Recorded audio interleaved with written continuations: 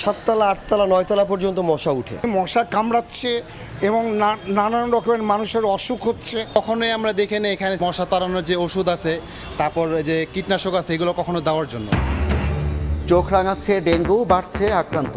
এবার ভয়াবহ পরিস্থিতির শঙ্কা। অভিযান চালাবে ঢাকার 2 সিটি। বাড়িতে এডিসের লার্ভা পেলে আইনি ব্যবস্থার ঘোষণা স্বাস্থ্যমন্ত্রীর।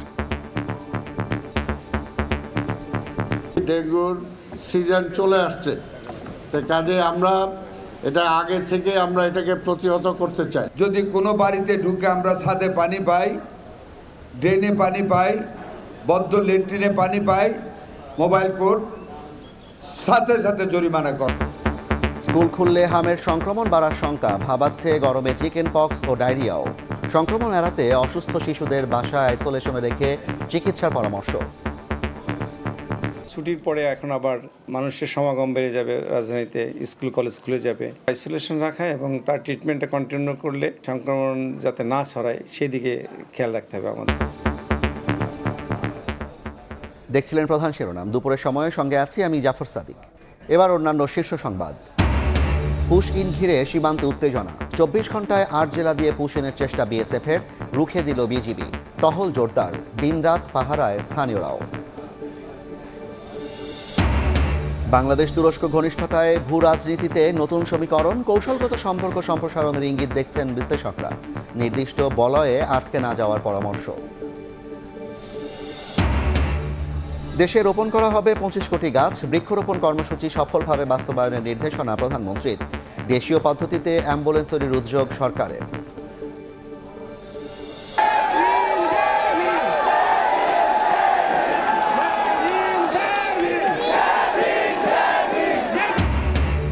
বিজেপির বিরুদ্ধে ধর্ম নিয়ে রাজনীতির অভিযোগ জেনজি নেতা অভিজিতের। দিল্লির যন্তর মন্তরে ককরোচ জনতা পার্টির সমাবেশ, বেশ কয়েকজন আটক, বিপুল পুলিশ মোতায়েন।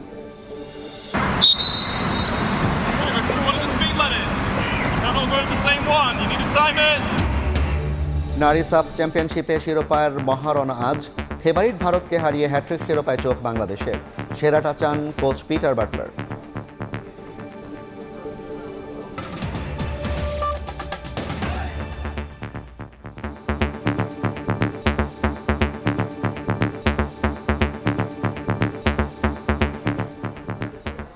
ফের চোখ রাঙাচ্ছে ডেঙ্গু। মশার উপদ্রবে এখনই অতিষ্ঠ রাজধানীবাসী। বাড়তে শুরু করেছে ডেঙ্গু আক্রান্তের সংখ্যা। এজন্য নগরবাসীর অসচেতনতাকে দুষছে ঢাকা দক্ষিণ সিটি কর্পোরেশন। আর আক্রান্তদের বাসাবাড়িতে স্বেচ্ছাসেবক পাঠিয়ে তথ্য সংগ্রহের পর অ্যাকশনে যেতে চায় ঢাকা উত্তর সিটি। পাভেল আমিনের তোলা ছবিতে MA আজিমের রিপোর্ট।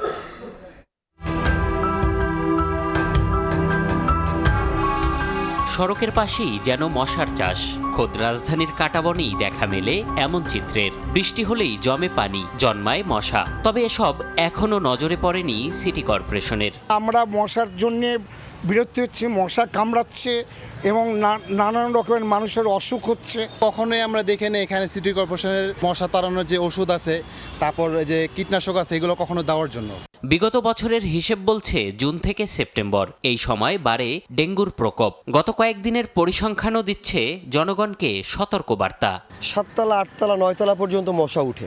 ফোকা দিত সকালবেলা ওই যে স্প্রে মারতো, ওই ধরনের কোনো কার্যক্রম আমাদের ওয়ার্ড বলতে দেখি না। চিকিৎসকের পরামর্শ শুরু থেকেই আক্রান্ত ব্যক্তিকে আইসোলেশনে নিয়ে ভাঙতে হবে সংক্রমণের চেইন। সে অন্তত মশারির মধ্যে থাকলো, যেন তাকে কামড়ে পরিবারের অন্য কাউকে যেন এই মশাটা কামড় দিতে না পারে। তাহলে এইটাকে প্রিভেন্ট করতে পারলে কিন্তু আমরা চেইনটাকে ব্রেক করে দিতে পারতেছি। সরু অলিগলির পুরান ঢাকায় দক্ষিণ সিটি কর্পোরেশন ডেঙ্গু মোকাবেলায় নিচ্ছে প্রস্তুতি। এজন্য জনগণকে আগে সচেতন করতে চায় তারা। আর উত্তর সিটি আক্রান্তদের বাসা বাড়িতে গিয়ে তথ্য সংগ্রহের পর যেতে চায় অ্যাকশনে। বৃষ্টি হলে পানি জমবে, পানি জমলে মশা হবে। তো আমরা যদি এখন এই স্বেচ্ছাসেবীর মাধ্যমে এবং আমাদের কর্মকাণ্ডে যারা জড়িত হবে তাদের মাধ্যমে এই সোর্সটাকে যদি আমি সরাতে পারি, তাহলে আমার কাছে মনে হয় 50% লার্ভার জমানোর জায়গাটা আমি সরাই ফেলতে পারি। বাড়ির আশেপাশে ওষুধ দেয়, কিন্তু আমরা কিন্তু বাড়ির ভিতরে কি ওষুধ দেই না। হ্যাঁ, আপনি দেখবেন আপনার ড্রয়িং রুমে যখন একটা ফুলদানি থাকবে বা একটা পানিতে ফুল ছড়ানো থাকবে, সেখানেও লার্ভা উৎপন্ন হয়ে যাচ্ছে। চিকিৎসায় ডেঙ্গু রোগী ভালো হয়, তবে প্রতিরোধ শুধুমাত্র চিকিৎসা দিয়ে সম্ভব নয়। পাড়া মহল্লায় ডেঙ্গুর এমন প্রজনন আর বংশবিস্তার প্রতিরোধ করা না গেলে কখনোই কমবে না ডেঙ্গুর ভয়াবহতা। এম এ আজিম, সময় সংবাদ, ঢাকা। এদিকে ডেঙ্গু প্রতিরোধে নাগরিকরা অসহযোগিতা করলে আইনি ব্যবস্থা নেওয়া হবে বলে জানিয়েছেন স্বাস্থ্যমন্ত্রী। সকালে ধানমন্ডিতে ডেঙ্গু প্রতিরোধে বিশেষ অভিযানের উদ্বোধনকালে তিনি বলেন, এবার ডেঙ্গুর হেমোরেজিক রূপ ধারণ করার আশঙ্কা করছেন চিকিৎসকরা। তাই বাসাবাড়িতে পানি জমে থাকলে কঠোর ব্যবস্থা নেওয়া হবে বলে হুঁশিয়ারি দেন মন্ত্রী। বর্ষা মৌসুম শুরুর আগেই রাজধানীতে ডেঙ্গু নিয়ে বাড়ছে উৎকণ্ঠা। পরিস্থিতি নিয়ন্ত্রণে ঢাকার 2 সিটি কর্পোরেশনে শুরু হলো বিশেষ মশক নিধন ও সচেতনতা অভিযান। এরই অংশ হিসেবে সচেতনতামূলক র্যালির আয়োজন করে ঢাকার 2 সিটি কর্পোরেশন। ব্যানার, প্লেকার্ড হাতে 2 সিটির পরিচ্ছন্নতা কর্মী, কর্মচারী ও চিকিৎসকরা এতে অংশ নেন। এর আগে ধানমন্ডিতে ডেঙ্গু প্রতিরোধে বিশেষ অভিযানের উদ্বোধন করেন স্বাস্থ্যমন্ত্রী। বলেন, এবার হেমোরোজিক বা ডেঙ্গুতে রক্তক্ষরণ হওয়ার আশঙ্কা দেখছেন চিকিৎসকরা। বাসাবাড়িতে পানি জমে থাকলে আইনি ব্যবস্থা নেওয়া হবে বলেও হুঁশিয়ারি করেন মন্ত্রী।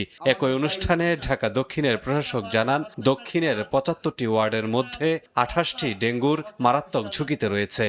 চলে আসছে, কাজে আমরা এটা আগে থেকে আমরা এটাকে প্রতিহত করতে চাই। আমরা ঢাকা মহানগরীতে 75টা ওয়ার্ডে আমরা সার্ভে করেছি।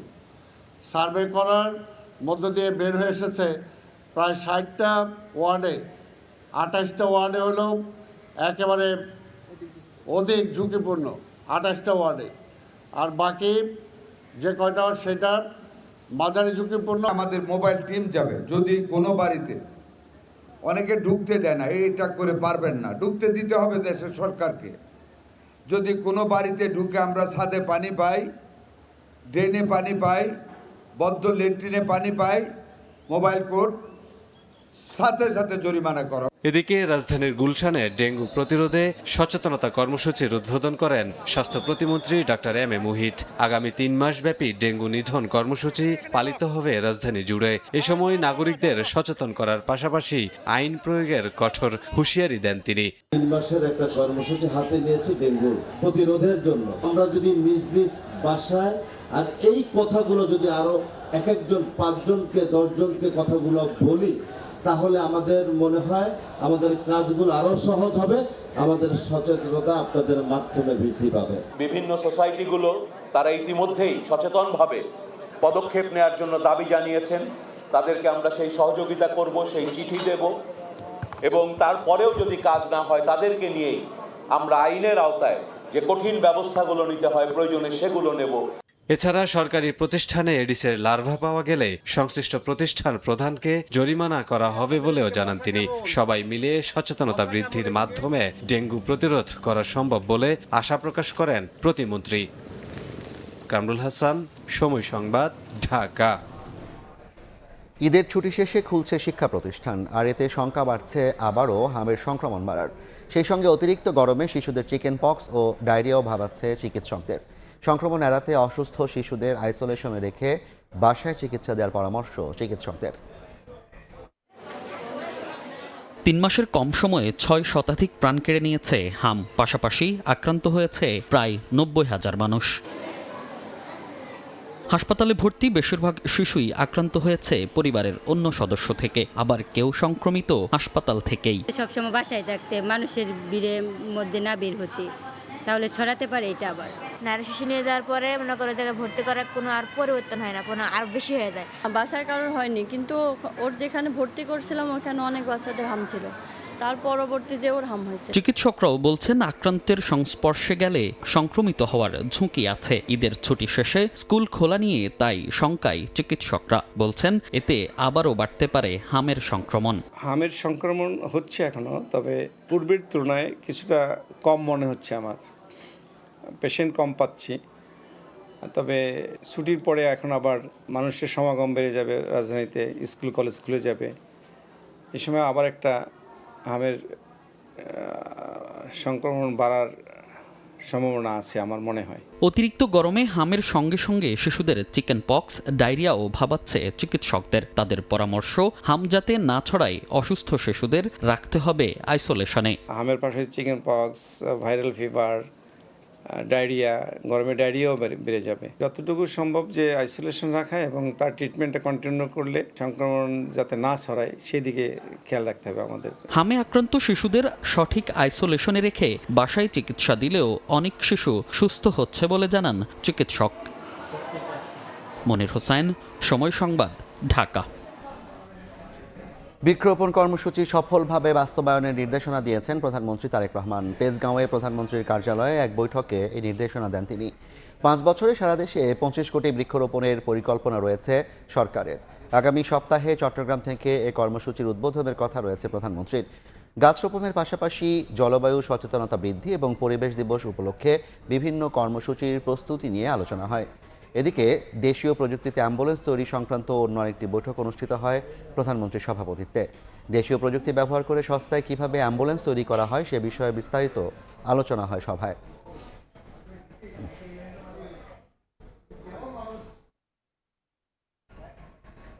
স্বাস্থ্য খাতের অগ্রগতি নিয়ে প্রধানমন্ত্রীর সঙ্গে বৈঠকের বিষয়ে নিজ বাসভবনে কথা বলছেন স্বাস্থ্যমন্ত্রী। সরাসরি চলে যাচ্ছি সেখানে। ইঙ্গিত আপনাদেরকে দিয়েছি, সংশ্লিষ্ট সকল কর্তৃপক্ষের সাথে আমাদের কথা হচ্ছে, যার যার অবস্থান থেকে তারা ব্যবস্থা নেবে। একটু দেখ, জি, কনসার্ন ডিপার্টমেন্ট যেমন পরিবেশ বলেন, ফায়ার সার্ভিস বলেন, রাজুক বলেন, প্রত্যেকে যার যার অবস্থান থেকে আইনগতভাবে করণীয় সকল ব্যবস্থা নেবে, এতে কেউ পিছাবে না। ধন্যবাদ আপনাদের। মাননীয় আরেকটা বিষয় আছে, সেটা হচ্ছে সারা বাংলাদেশে আমাদের ভারতের দেওয়া কিছু অ্যাম্বুলেন্স, তারপরে সরকারের কেনা কিছু অ্যাম্বুলেন্স আছে যেগুলো একেবারে আইসিইউ সুবিধা সম্পন্ন এবং খুবই দারুণ। তো এই অত্যাধুনিক অ্যাম্বুলেন্সগুলো আমরাও একাধিকবার ইউজ করেছি। এগুলো বিভিন্ন হাসপাতালে একেবারে অব্যবহৃত পড়ে আছে, কোনোটার মানে চালক নাই, কোনোটার নানা ধরনের সংকট। তো আমাদের অনেক অ্যাম্বুলেন্স এখনো আছে, এগুলো কি আপনারা একটু নোটিস করছেন? যে হ্যাঁ, যেগুলি আমাদের আগের স্টক মোবাইল আছে, যে অ্যাম্বুলেন্সগুলি চালু আছে, এগুলি আমরা যেগুলি মাইনর রিপেয়ারিং দরকার এগুলি নিয়ে, আসলে সবচেয়ে সমস্যা হলো অ্যাম্বুলেন্স যেগুলি আছে এগুলি অনেক সচল আছে, অ্যাম্বুলেন্সের ড্রাইভার অ্যান্ড ফুয়েলের কোনো মঞ্জুরি নেই গভর্নমেন্টের পক্ষ থেকে। এটাকে এবার আমরা মঞ্জুরিতে আনতে হবে। আনতে গেলে আপনার প্রশ্নটা ক্লিয়ার হয়ে যাবে, কারণ তখন আমরা চালু করতে পারবো ইনশাল্লাহ। আমরা সেই ব্যবস্থা জুলাইয়ের প্রথম থেকে শুরু করব। স্বাস্থ্যমন্ত্রীর বক্তব্যের বাকি অংশ সরাসরি দেখতে ভিজিট করুন সময় টিভির ফেসবুক পেজে। এবার অন্য প্রসঙ্গ। বিএসএফের পুশিন ঘিরে সীমান্ত উত্তেজনা। সকালে মেহেরপুর দিয়ে 6 জনকে ঠেলে পাঠানোর চেষ্টা করে ভারতীয় সীমান্ত রক্ষীরা। গত 24 ঘন্টায় 8 জেলা দিয়ে পুশিনের চেষ্টা করে বিএসএফ, তবে তা রুখে দিয়েছে বিজিবি। দেশের সব সীমান্তেই টহল ও নজরদারি জোরদার করা হয়েছে। দিনরাত পাহারা দিচ্ছেন স্থানীয়রাও। অস্ত্র হাতে সীমান্ত পাহারায় বিজিবি সদস্যরা। দিনরাত চলছে টহল, পাশাপাশি মাইকিং করে দেওয়া হচ্ছে সতর্কবার্তা। পুশিন বাংলাদেশের জনগণের জননিরাপত্তার জন্য হুমকি স্বরূপ। শনিবার সকালেও মেহেরপুরের তেঁতুলবাড়ি হাটপাড়া সীমান্ত দিয়ে 6 জনকে জোর করে বাংলাদেশে ঠেলে পাঠানোর চেষ্টা করে বিএসএফ, তবে সেই চেষ্টা ব্যর্থ করে দেয় বিজিবি। বর্তমানে ওই 6 জন শূন্যরেখায় অবস্থান করছেন। শুধু দিনে নয়, রাতের আধারেও পুশিনের চেষ্টায় বিএসএফ। দিনাজপুরের সীমান্ত এলাকা দিয়ে 11 জনকে বাংলাদেশে ঠেলে পাঠানোর চেষ্টা করে বিএসএফ। হিলির খাসুরিয়া সীমান্ত দিয়ে ভারতীয় 5 নাগরিকের অবৈধ অনুপ্রবেশ রুখে দেয় বিজিবি। পঞ্চগড় সীমান্তে শিশুসহ 10 জনকে বিএসএফের পুশিনের চেষ্টাও ব্যর্থ করে দেয় বিজিবি। পতাকা বৈঠকে কোনো সিদ্ধান্ত না নেয়ায় 31 ঘণ্টা ধরে শূন্যরেখায় অবস্থান করছে শিশুসহ ওই 10 জন। এদিকে ঠাকুরগাঁয়ের বালিয়াডাঙ্গির কলসির মুখ সহ 9টি সীমান্ত এলাকা কঠোর নজরদারিতে রেখেছে বিজিবি। দিনরাত পাহারা দিচ্ছেন তারা। আতঙ্কিত হলেও বিজিবির পাশে থেকে পুশিন রুখতে মরিয়া স্থানীয়রা। আমরা আমাদের জায়গা থেকে সর্বাত্মক চেষ্টা করব বাধা দেওয়ার। আমরা তাৎক্ষণিকভাবে বিজিবিকে বিষয়টা অবহিত করব। রাতের বেলা অবশ্যই পাবলিক নিয়ে বিজিবির সাথে একসাথে বর্ডারে এবং ভালো সহযোগিতা করে আমরা পাহারা দিতেছি। স্বাভাবিক কর্মী পুশিন করার জন্য, আমরা প্রতিহত করার জন্য যা যা করার দরকার আমরা সেই প্রস্তুতি নিয়ে আমরা ডিউটি করতেছি। সম্প্রতি চাঁপাইনবাবগঞ্জের সীমান্ত দিয়েও তার কাটার গেট খুলে 28 জনকে পুশিনের চেষ্টা করে বিএসএফ। এমন অবস্থায় জেলার 4 উপজেলায় প্রায় 184 কিলোমিটার সীমান্তে কঠোর নজরদারি ও টহল বাড়িয়েছে বিজিবি। গ্রামে গ্রামে মাইকিং করে এলাকাবাসীকে সচেতন করা সহ সীমান্তে কোনো অস্বাভাবিক ঘটনা দেখলে জানাতে বলা হচ্ছে। দিবারাত্রি 24 ঘন্টা প্রহরা দিচ্ছি এবং সতর্ক রয়েছি যাতে কোনো অবৈধভাবে কোনো অনুপ্রবেশ ঢুকতে না পারে। এছাড়া ভারত থেকে অবৈধভাবে অনুপ্রবেশ ঠেকাতে চুয়াডাঙ্গার সীমান্তবর্তী এলাকাতেও বিজিবি সতর্ক অবস্থানে রয়েছে। এখানকার সীমান্ত থেকেও বিএসএফ 10 জনকে বাংলাদেশে ঠেলে পাঠানোর চেষ্টা করে। ফাহরিয়া ফারজানা, সময় সংবাদ। এই মুহূর্তে পঞ্চগড় সীমান্তে আছেন সহকর্মী সোহাগ হায়দার এবং চাঁপাইনবাবগঞ্জ সীমান্তে আছেন জাহাঙ্গীর আলম। সরাসরি প্রথমেই যাচ্ছি সোহাগের কাছে। সোহাগ,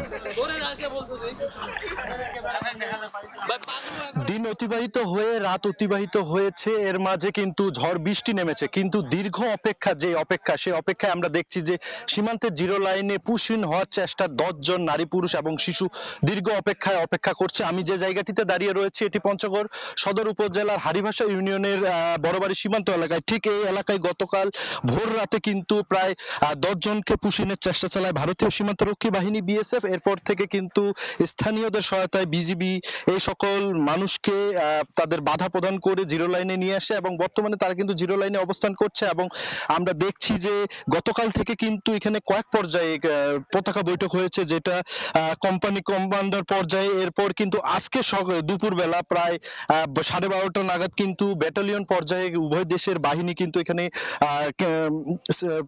পতাকা বৈঠক করেছে। বৈঠকে ব্যাটালিয়ন পর্যায়ে বৈঠকে কিন্তু বিজিবি বারবার জানিয়েছেন যে যেহেতু তারা ভারত থেকে বাংলাদেশে প্রবেশের চেষ্টা করেছে বা পুশিন হওয়ার চেষ্টা করেছে, তাদের ফেরত নেওয়ার জন্য কিন্তু বিএসএফ এখানে আমরা শুনেছি যে তারা বিভিন্নভাবে কিন্তু বিষয়টিকে এড়িয়ে যাচ্ছেন। তারা বলছেন যে তারা বিএসএফ তাদের ঊর্ধ্বতন কর্তৃপক্ষের সাথে কথা বলবেন, বলার পরেই তারা পরবর্তী সিদ্ধান্ত জানাবে। তবে আমরা দেখছি যে দীর্ঘ এই অপেক্ষায় কিন্তু বাংলাদেশ বর্ডার গার্ডের যারা দায়িত্বরত বিজিবি সদস্য রয়েছে তারা কিন্তু এখানে কিন্তু কঠোর নিরাপত্তা অবস্থায় রয়েছে। তারা যে কোনো রকমের পরিস্থিতি মোকাবেলায় কিন্তু সকল ধরনের প্রস্তুতি গ্রহণ করেছে।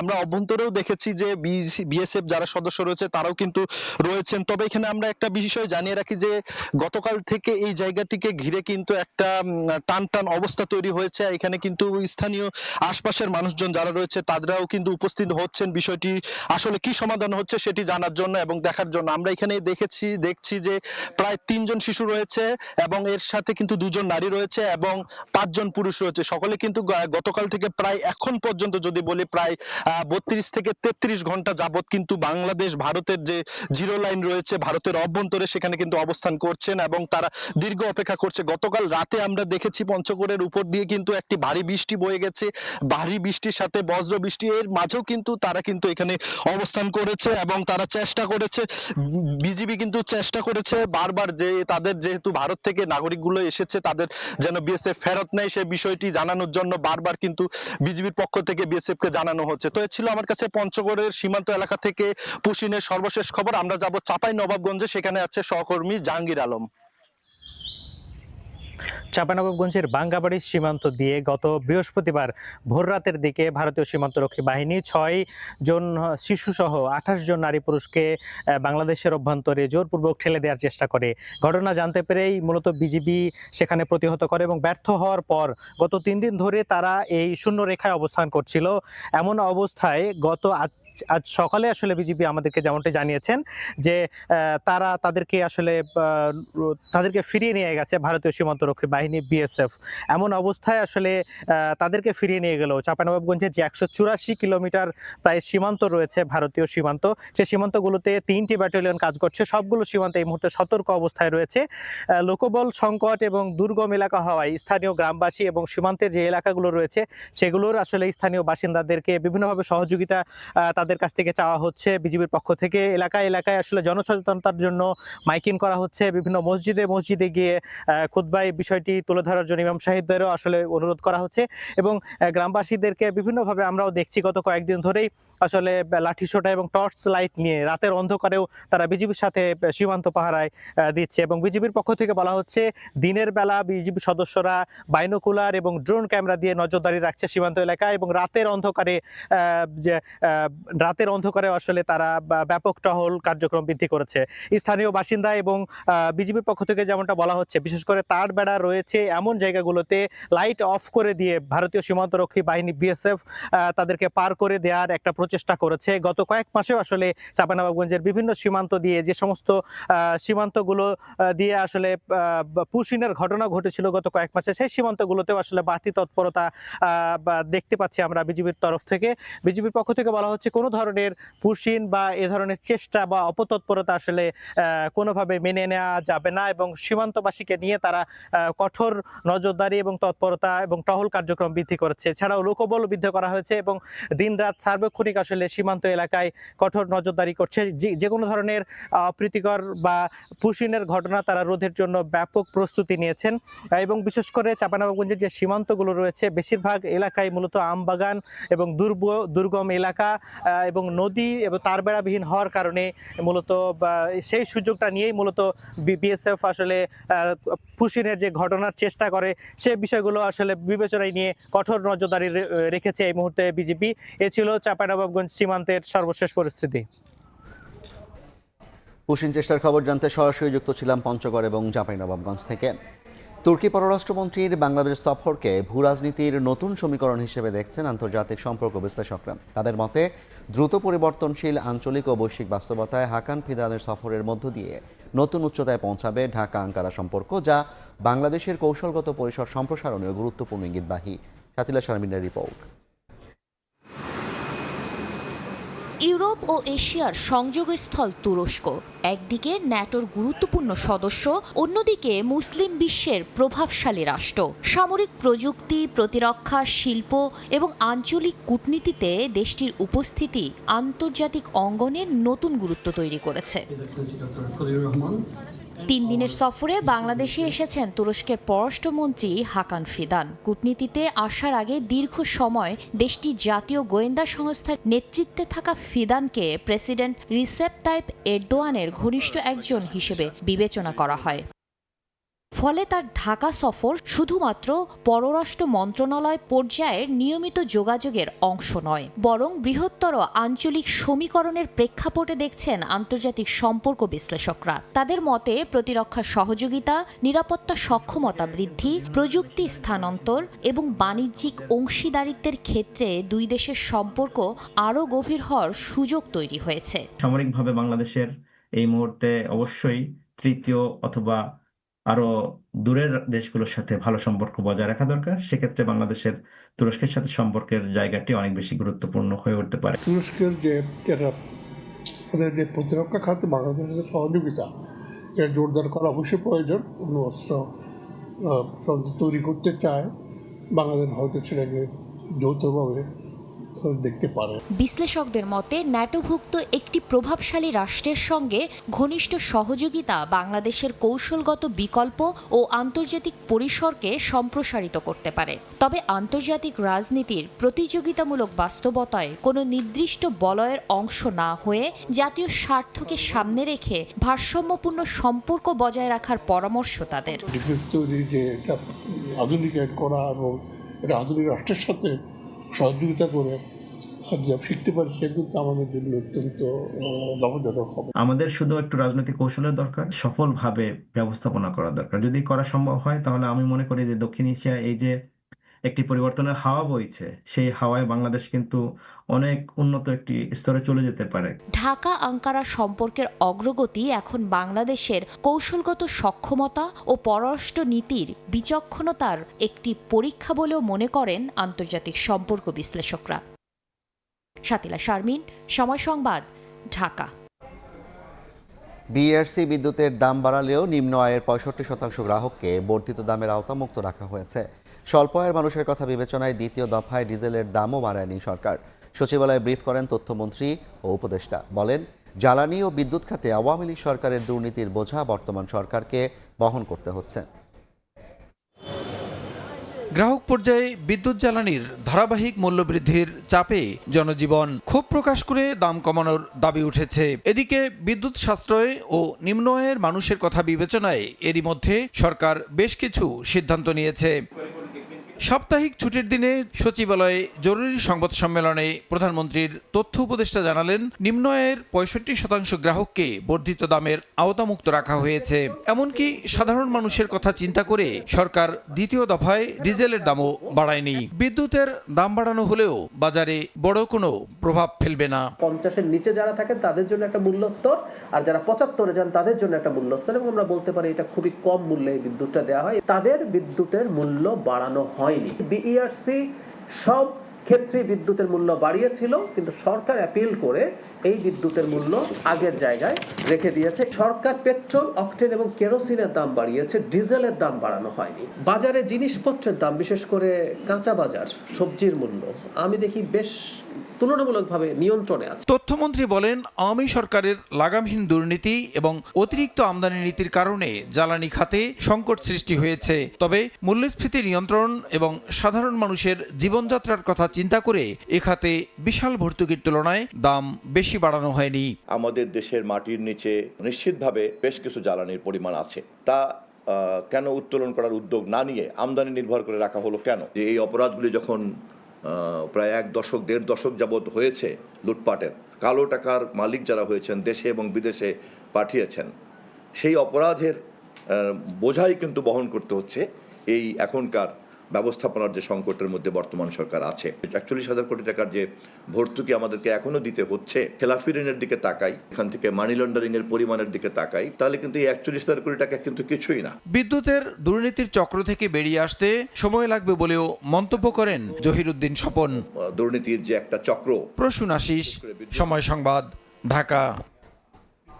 স্বাধীন ও জবাবদিহিমূলক গণমাধ্যম প্রতিষ্ঠার লক্ষ্যে একটি কমিশন গঠনের প্রক্রিয়া শুরু করেছে সরকার। রাজধানীর ইঞ্জিনিয়ার্স ইনস্টিটিউশনে জাতীয়তাবাদী আইসিটি ফোরাম আয়োজিত এক গোলটেবিল বৈঠকে এ তথ্য জানান তথ্য ও সম্প্রচার মন্ত্রী জহিরুদ্দিন স্বপন।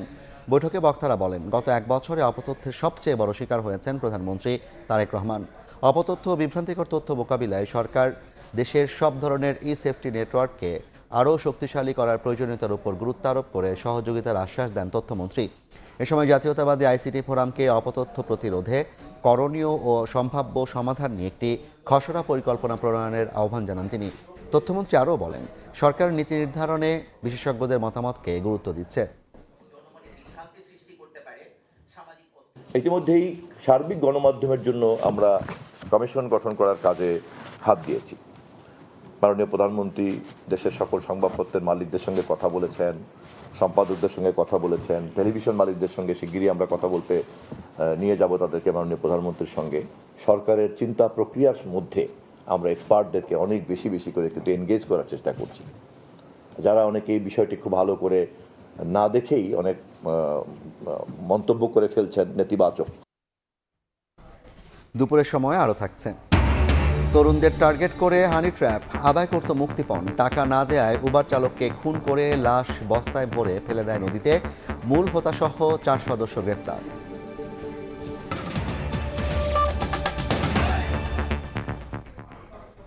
শুধু পলিসি তৈরিই নয়, শহরে যারা বসবাস করছেন সেই নাগরিকরা কতটুকু উপকৃত হচ্ছেন সেটা মূল্যায়ন করা প্রয়োজন। কাঠামোগত পরিবর্তনগুলো পরিকল্পনা মাফিক হতে হবে। সকালে রাজধানীর এক হোটেলে ঢাকা দক্ষিণ সিটির এক সেমিনারে একথা বলেন স্থানীয় সরকার মন্ত্রী মির্জা ফখরুল ইসলাম আলমগীর। নাগরিকদের সচেতন করলেই কি হবে? যারা পলিসি তৈরি করছেন, ঢাকা শহরকে শাসন করছেন, যারা ঢাকা শহরের বিভিন্ন কর্মপরিকল্পনা তৈরি করছেন, হাজার কোটি টাকা প্রজেক্ট করছে এই ঢাকা নগরের জন্য, কিন্তু মানুষ কতটুকু উপকৃত হচ্ছে, নাগরিকরা কতটুকু উপকৃত হচ্ছে, সেই বিষয়গুলো ইভালুয়েট করা দরকার এবং সেই বিষয়গুলোকে সামনে এগিয়ে দেওয়া। কাঠামোগত পরিবর্তনগুলোকে আরো পরিকল্পনা মাফিক হতে হবে, পরিকল্পনা সঠিক নিতে হবে। এবার আসছে বাজেটের খবর।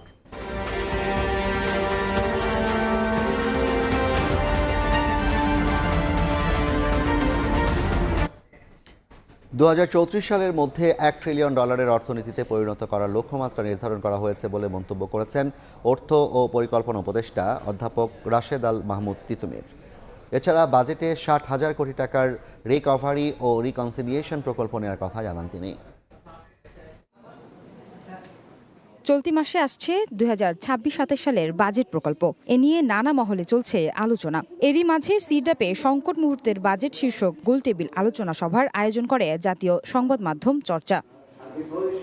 কৃষি খাতে বরাদ্দ বাড়ানো, শিল্প খাতে বাজেট ও পরিকল্পনা, তেল, বিদ্যুৎ, পরিবেশ, রেমিটেন্স, আমদানি রপ্তানি সহ বিভিন্ন খাতে নানা সংকট, প্রতিবন্ধকতা ও আকাঙ্ক্ষার কথা বলেন আলোচকরা। এছাড়া জ্বালানি সমস্যা, ট্যাক্স, সিঙ্গেল উইন্ডো, ব্যাংকিং খাত, দক্ষ মানব শক্তি নিয়ে বাজেটে আলোচনার কথা জানান অর্থ ও পরিকল্পনা প্রতিমন্ত্রী জোনায়েদ সাকিব। আমাদের ডাইভার্সিফিকেশন যে কয়েকটা জায়গায় হতে পারে, তার মধ্যে এগ্রিকালচার এবং এগ্রো প্রসেসিং একটা গুরুত্বপূর্ণ জায়গা, এবং সবচেয়ে বেশি মানুষকে আমরা আবার সেখানে যুক্ত করতে পারি। জবরদস্তি কোনো সমস্যার সমাধান করা যায় না। কর্মসংস্থান তৈরি করেই আমরা বিভিন্ন সমস্যার সমাধান করতে পারবো। আলোচনায় অর্থ ও পরিকল্পনা উপদেষ্টা জানান, বাজেটে 60,000 কোটি টাকার রিকভারি ও রিকনসিলিয়েশন প্রকল্প নেওয়া হয়েছে। 2034 সালের মধ্যে $1 ট্রিলিয়ন অর্থনীতিতে পরিণত করার লক্ষ্যমাত্রা নিয়েছে সরকার বলেও জানান তিনি। 60,000 কোটি টাকার একটা রিকভারি রিকনস্ট্রাকশন প্যাকেজ ঘোষণা করা হয়েছে। তরুণদের স্টার্টআপ, নারী উদ্যোক্তাদের এবং অন্যান্য উদ্যোক্তাদের মিলে 60,000 কোটি টাকার একটা প্যাকেজ, অর্থায়ন প্যাকেজ ইতিমধ্যে শুরু হয়েছে। এছাড়া প্রধানমন্ত্রী জাতীয় স্বাস্থ্য ব্যবস্থা বাস্তবায়নের লক্ষ্যে কাজ করছেন বলে মন্তব্য করেন তিনি। এই সমস্ত জায়গাগুলো। আয়েশা সিদ্দিক সামিয়া, সময় সংবাদ, ঢাকা। জাতীয় মান উন্নয়নে Bangladesh standards and testing institution BSTI এর সক্ষমতা বাড়াতে উদ্যোগ নেওয়ার কথা জানিয়েছেন শিল্প ও বাণিজ্য মন্ত্রী খন্দকার আব্দুল মুক্তাদির। রাজধানীর তেজগাঁওয়ে মানভবনে বিশ্ব মেট্রোলজি দিবস উপলক্ষে আয়োজিত আলোচনা সভায় তিনি বলেন, অপ্রতুল জনবল সংকট দূর করার পাশাপাশি প্রযুক্তিগত উন্নয়নের মাধ্যমে প্রতিষ্ঠানটিকে আরও কার্যকর ও আধুনিক করে গড়ে তোলা হবে। এছাড়া ভোক্তা সুরক্ষা, পণ্যের মান নিয়ন্ত্রণ এবং আন্তর্জাতিক বাণিজ্যে প্রতিযোগিতার সক্ষমতা বাড়াতে BSTI এর ভূমিকা আরও জোরদার প্রয়োজন করা বলেও মন্তব্য করেন তিনি।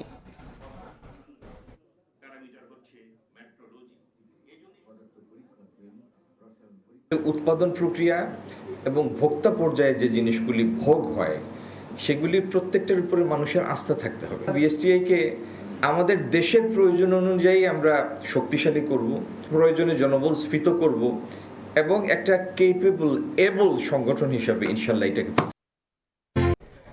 তরুণদের টার্গেট করে হানি ট্র্যাপ আদায় করত মুক্তিপণ, ফাঁদে ফেলে উবার চালক লোকমান সর্দারকে হত্যার পর লাশ নদীতে ফেলে দেওয়ার ঘটনায় মূল হোতাসহ 4 জনকে গ্রেফতার করেছে PBI। এদিকে মানব পাচার ও প্রতারণা চক্রের 3 সদস্যকে গ্রেফতার করেছে র্যাব 4। তরুণদের টার্গেট করত একটি চক্র, হানি ট্র্যাপের ফাঁদে ফেলে দাবি করত মুক্তিপণ। দুপুরে সংবাদ সম্মেলনে PBI জানায়, মুক্তিপণ না পেয়ে হত্যার অভিযোগে চক্রের মূল হোতা SM সালমান সহ 4 সদস্যকে গ্রেপ্তার করা হয়েছে। ঢাকা ও কক্সবাজারের বিভিন্ন স্থানে অভিযান চালিয়ে তাদের গ্রেপ্তার করা হয়। সম্প্রতি তুরাগ নদ থেকে বস্তাবন্দি অবস্থায় উদ্ধার করা লোকমানও এ চক্রের শিকার বলে জানানো হয়।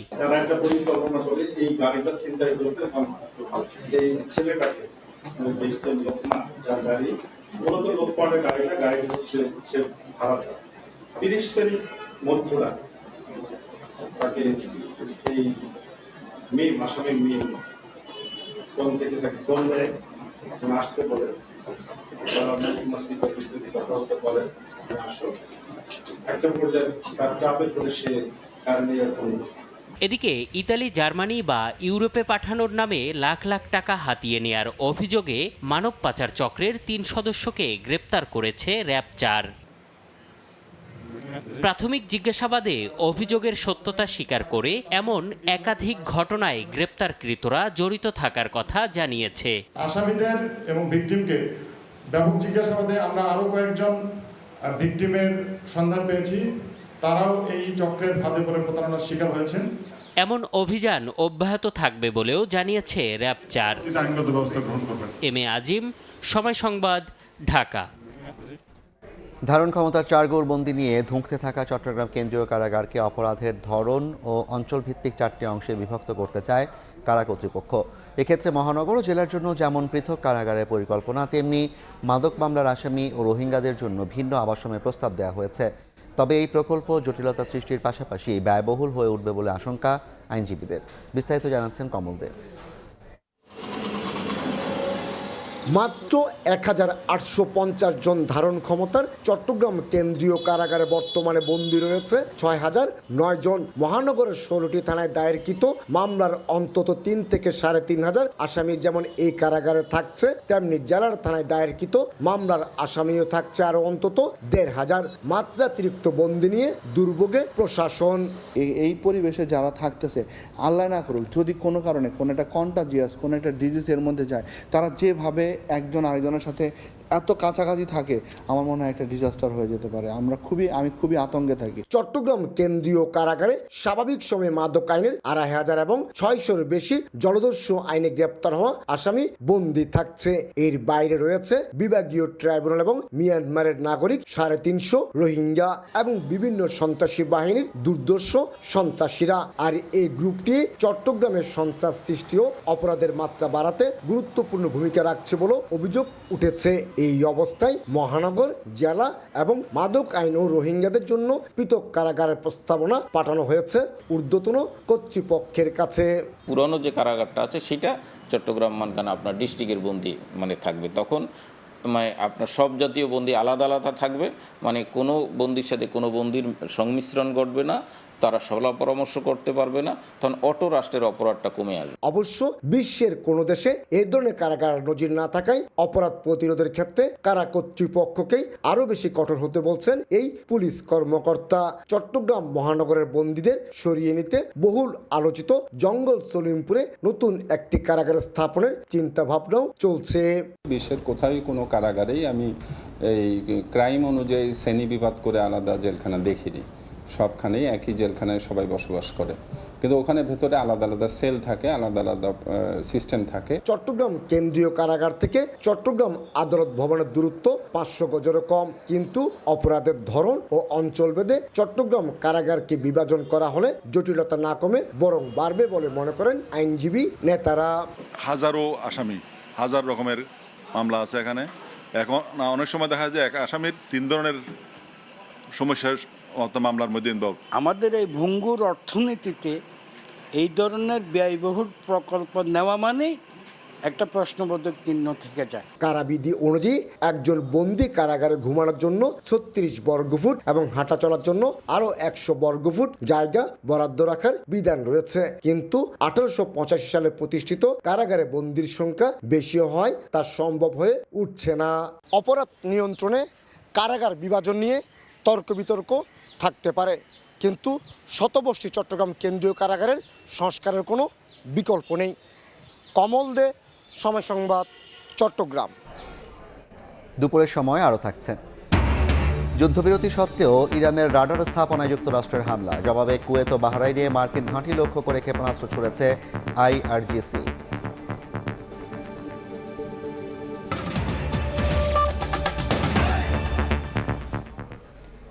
হাদ্দিন হাসপাতালে ৬ শিশু মৃত্যুর ঘটনায় স্বাস্থ্য অধিদপ্তরের হাসপাতাল বন্ধে কারণ দর্শানোর নোটিশ আইনসম্মত নয় বলেছেন আইনজীবী শিশির মনির।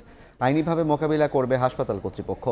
দুপুরে রাজধানীর একটি হোটেলে সংবাদ সম্মেলনে তিনি জানান, এ ঘটনায় সিনিয়র এক নার্স ও পরিচ্ছন্ন কর্মীকে দায়িত্ব অবহেলার কারণে অব্যাহতি দেওয়া হয়েছে। ভুক্তভোগী পরিবারের সদস্যদের সব রকম চিকিৎসা দেবে হাসপাতাল কর্তৃপক্ষ। সাংবাদিকদের ওপর হামলা দুঃখজনক উল্লেখ করে এ ঘটনার ব্যবস্থা নেওয়ার কথা জানান তিনি।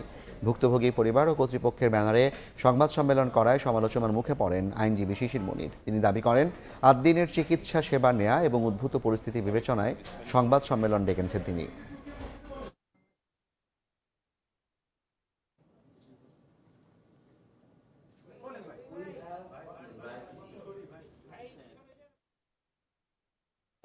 পেশাদারিত্বের ঘাটতির কারণে সিনিয়র স্টাফ নার্স রেখা খাতুন ও পরিবেশ কর্মী নাসিমাকে সাময়িকভাবে তাদের চাকরি থেকে অব্যাহতি দেওয়া হয়েছে।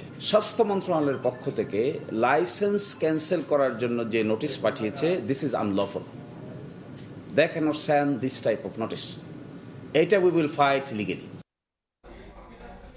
রাজধানীতে আলাদা ঘটনায় উত্তরখান ও দারুসালাম এলাকায় গ্যাস লিকেজ থেকে বিস্ফোরণে এক পরিবারের ৩ জন সহ ৬ জন দগ্ধ হয়েছেন। তাদের জাতীয় বার্ন ইনস্টিটিউটে ভর্তি করা হয়েছে। স্বজন ও সহকর্মীরা জানান, উত্তরখামের একটি বাসায় থাকেন আলী হোসেন, তার স্ত্রী হাসনা হেনা এবং তাদের মেয়ে আঁখি আক্তার। ভোরে রান্নাঘরে গ্যাস লিকেজ থেকে বিস্ফোরণে দগ্ধ হন ৩ জনই। পরবর্তীতে প্রতিবেশীরা তাদের উদ্ধার করে হাসপাতালে নিয়ে যান। অন্যদিকে দারুসালাম এলাকায় গ্যাস বিস্ফোরণে দগ্ধ হন দিনমজুর বিপ্লব মিরাজ ও সুজন। 6 জনেরই শরীরের 10 থেকে 100% পর্যন্ত পুড়ে গেছে। আলী হোসেন ও হাসনা হেনা দম্পতির অবস্থা আশঙ্কাজনক বলে জানিয়েছেন চিকিৎসকরা।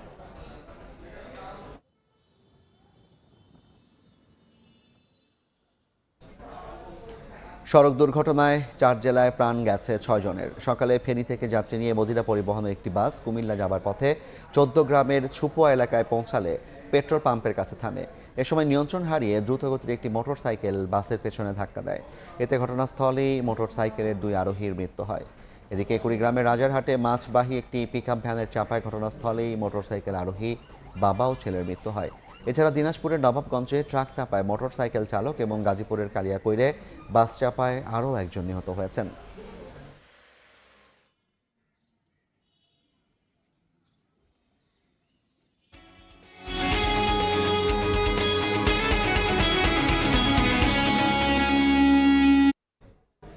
প্রচণ্ড তাপপ্রবাহের কারণে নষ্ট হওয়ার শঙ্কায় নির্দিষ্ট সময়ের আগেই লিচু পেড়ে বাজারে তুলেছেন দিনাজপুরের চাষিরা। তাদের দাবি, বাজারে প্রচুর আমদানি হলেও ক্রেতা সংকটে বিক্রি করছেন কম দামে। জেলা কৃষি সম্প্রসারণ অধিদপ্তর বলছে, বৈরী আবহাওয়ার কারণে এবার দিনাজপুরে 20% লিচু কম উৎপাদন হয়েছে। গোলাম নবী দুলালের তথ্য ও মঞ্জিদ আলম শিমুলের ছবি নিয়ে ডেস্ক রিপোর্ট। দিনাজপুরে ৫,৪০০ হেক্টর জমিতে চাষ হওয়া লিচুর বাগান থেকে উৎপাদনের লক্ষ্যমাত্রা ধরা হয়েছে ৪৫,০০০ মেট্রিক টন। চাষিদের দাবি, বৈরী আবহাওয়ায় লিচুর ফলন যেমন কমেছে, তেমনি প্রচণ্ড তাপপ্রবাহের আগেই লিচু নামিয়ে নেওয়া হচ্ছে বাজারে। জেলার কালীতলা বাজারে বেদানা, বোম্বাই ও মাদ্রাজি জাতের লিচু বেচা কেনা হচ্ছে। বাজারে ওঠার কথা রয়েছে চায়না 3, কাঠালি ও হারিয়া জাতের লিচু। বোম্বাই লিচু প্রতি শ 250 থেকে 300 টাকা এবং বেদানা প্রতি শ 500 টাকা থেকে 1000 টাকায় বিক্রি হচ্ছে। মাদ্রাজি প্রতি শ 200 থেকে 280 টাকায় বিক্রি হচ্ছে। লিচির বাজার মোটামুটি সাধ্যের মধ্যেই আছে। রোদ বেশি হওয়ার কারণে গাছে লিচু রাখতে পারতেছে না বাগানিরা। অনেক দাম কম আছে মালের, এই জন্য আমরা গৃহস্থ বা পাইকার খুব সমস্যায় আছে। জিআই স্বীকৃতি পাওয়া দিনাজপুরের লিচু সংরক্ষণে ফল গবেষণা ইনস্টিটিউট ও প্রক্রিয়াজাতকরণ কারখানা স্থাপনের দাবি ফল বিশেষজ্ঞদের। এর আবাদের প্রসার বাড়ছে, কিন্তু একটি বিষয় হলো এই ফল দুটি খুব ক্ষণস্থায়ী এবং পতনশীল, খুব অল্প সময় টিকে থাকে। এখানে লিচুকে কেন্দ্র করে কোনো ধরনের প্রক্রিয়াজাত কোনো কারখানা এখনো স্থাপিত হয়নি। এটি যে সারা পৃথিবীতে ছড়িয়ে দেয়া, এটি আসলে প্রক্রিয়াজাত কারখানা ছাড়া সম্ভব নয়। জেলা কৃষি সম্প্রসারণ অধিদপ্তর বলছে, বৈরী আবহাওয়ার কারণে এবার দিনাজপুরে 20% লিচু কম উৎপাদন হয়েছে। পর্যায়ক্রমে বৃষ্টি হওয়ার কারণে আমাদের ফল ধারণ পর্যায়ে এটা ড্রপিং হয়েছে।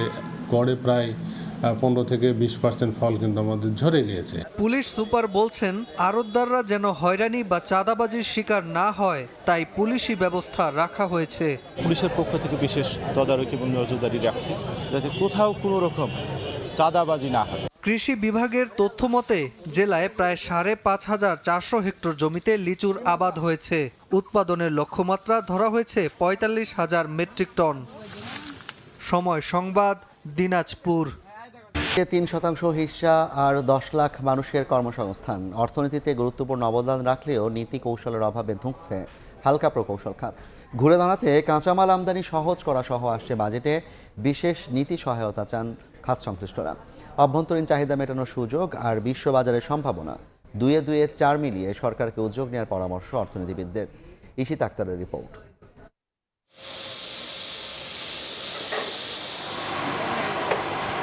এভাবেই গভীর মনোযোগে ইস্পাতের ভারী পাত কেটে তৈরি করা হচ্ছে হালকা শিল্পের দরকারি যন্ত্রাংশ।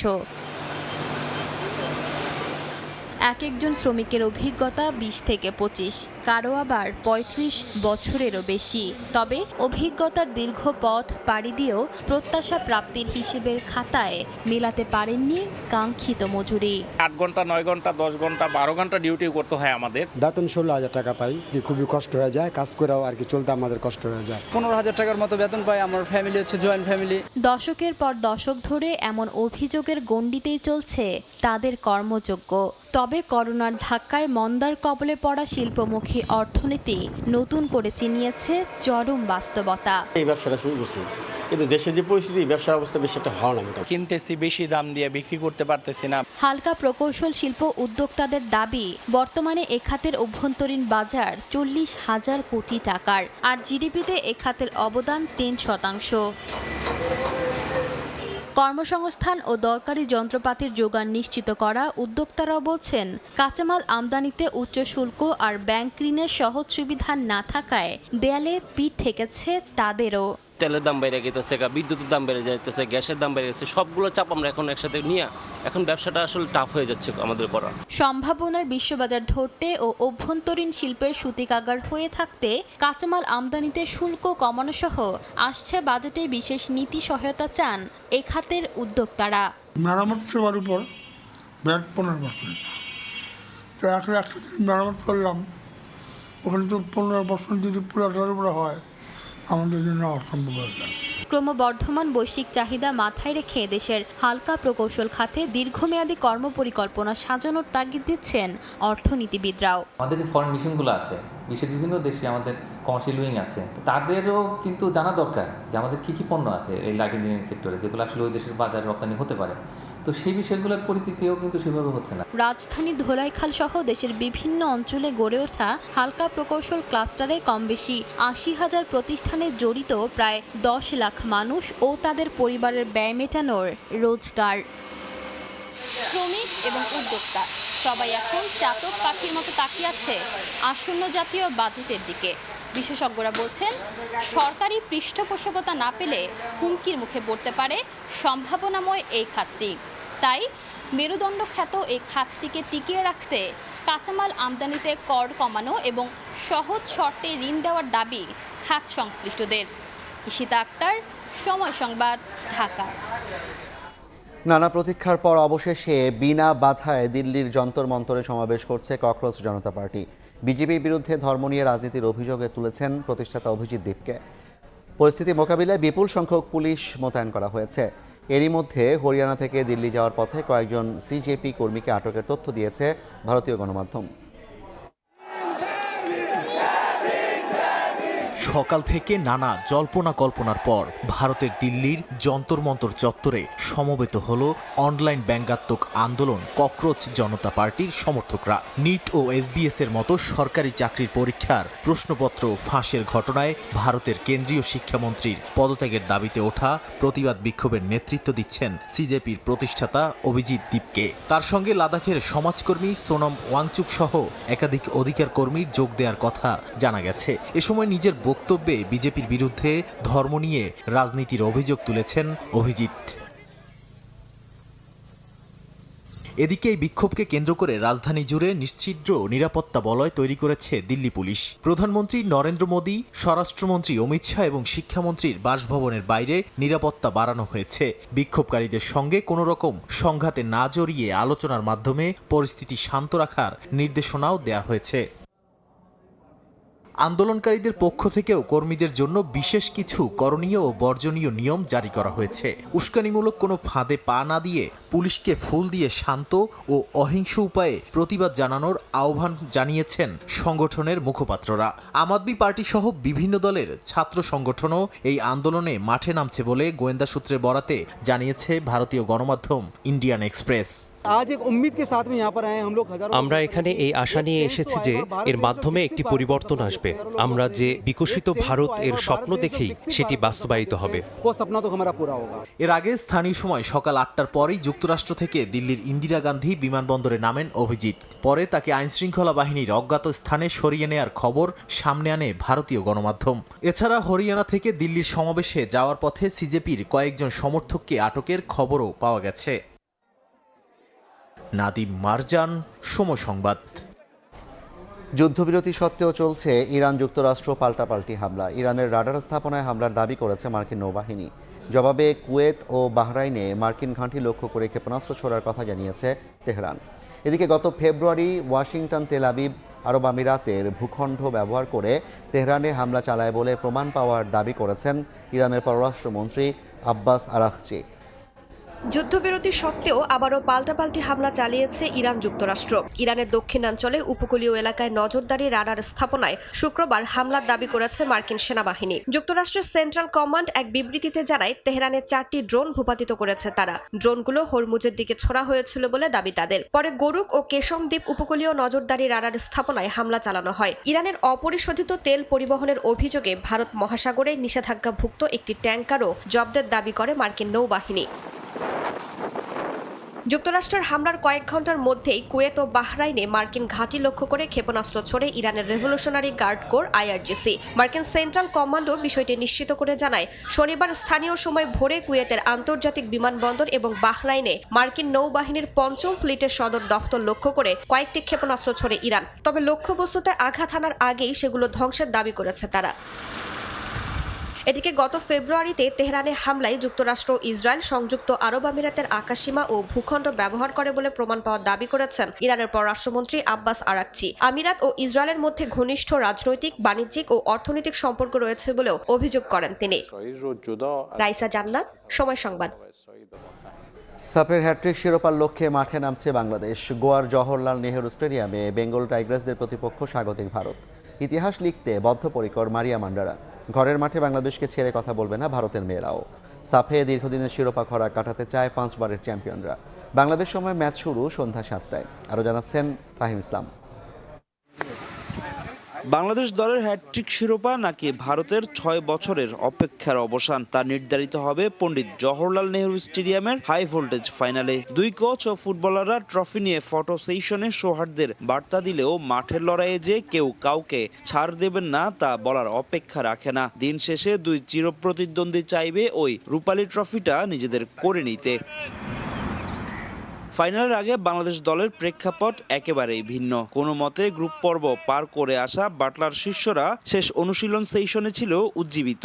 একেবারেই নির্ভর মারিয়া মান্ডার দল। নিজেদের মাটিতে কখনোই বাংলাদেশের বিপক্ষে হারেনি ভারত। স্বাগতিকদের সেই রেকর্ড ভেঙে নতুন ইতিহাস লিখতে চায় ঋতুপর্ণা আনিকারা।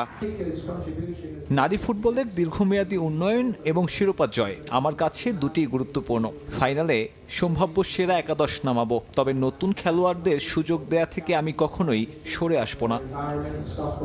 বাংলাদেশ দলের পুরো স্কোয়াড ফিট থাকলেও মনিকা চাকমাকে নিয়ে রয়েছে কিছুটা শঙ্কা। পরিসংখ্যানও কথা বলছে লাল সবুজ মেয়েদের পক্ষে। সাফের শেষ 3 দেখার দুটিতেই জিতেছে বাংলাদেশ, বিপরীতে ভারতের আছে মাত্র 1 জয়। ইতিহাস গড়া থেকে আর মাত্র 1টি জয় দূরে বাংলাদেশ নারী ফুটবল দল। ভারতের বিপক্ষে কাঙ্ক্ষিত সেই জয়টা পেলেই দেশের ফুটবল ইতিহাসে স্বর্ণাক্ষরে লেখা থাকবে ঋতুপর্ণা, মনিকা, আনিকা, মারিয়াদের নাম। কারণ দেশের ফুটবলে একমাত্র দল হিসাবে যে তারাই জিততে চলছে হ্যাট্রিক সাফ শিরোপা।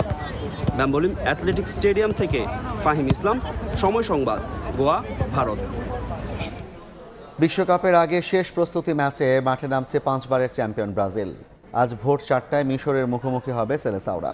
মেগা ইভেন্টের প্রস্তুতি ম্যাচে হন্ডুরাসের বিপক্ষে মাঠে নামবে আর্জেন্টিনা। গেল প্রীতি ম্যাচে পানামার বিপক্ষে দুর্দান্ত জয় পেয়েছে সেলেসাওরা। 6-2 গোলের জয়ে মেগা আসরের আগে বেশ আত্মবিশ্বাসী অ্যানচেলত্তির দল। সবশেষ 2011 সালে মিশরের সঙ্গে দেখায় 2-0 গোলে জয় পেয়েছিল ব্রাজিল। বিশ্বকাপের আগে প্রথম প্রস্তুতি ম্যাচে হন্ডুরাসের মুখোমুখি হবে বর্তমান চ্যাম্পিয়ন আর্জেন্টিনা। এই ম্যাচে নাও দেখা যেতে পারে দলের প্রাণভ্রমরা লিওনেল মেসিকে। ইনজুরির কারণে গোলরক্ষক এমি মার্টিনেজও থাকবেন একাদশে। এ পর্যায়ে শীর্ষ সংবাদগুলো জানিয়ে দিচ্ছি আরেকবার। 7তলা, 8তলা, 9তলা পর্যন্ত মশা উঠে। কখনোই আমরা দেখি না এখানে মশা তাড়ানোর যে ওষুধ আছে, তারপর যে কীটনাশক আছে, এগুলো কখনো দেওয়ার জন্য। চোখ রাঙাচ্ছে ডেঙ্গু, বাড়ছে আক্রান্ত। এবার ভয়াবহ পরিস্থিতির শঙ্কা। অভিযান চালাবে ঢাকার 2 সিটি। বাড়িতে এডিসের লার্ভা পেলে আইনি ব্যবস্থার ঘোষণা।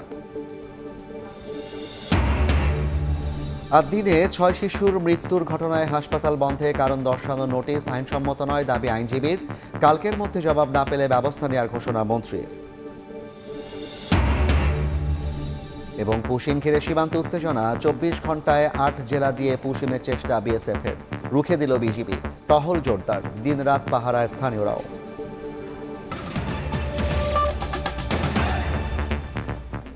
এই ছিল দুপুরের সময়। এরপর বিভাগীয় সময় নিয়ে সঙ্গে থাকবেন রোজা চৌধুরী। ধন্যবাদ জাফর। বিভাগীয় সময় নিয়ে আসছি কিছুক্ষণ পর, সঙ্গে থাকুন সময়।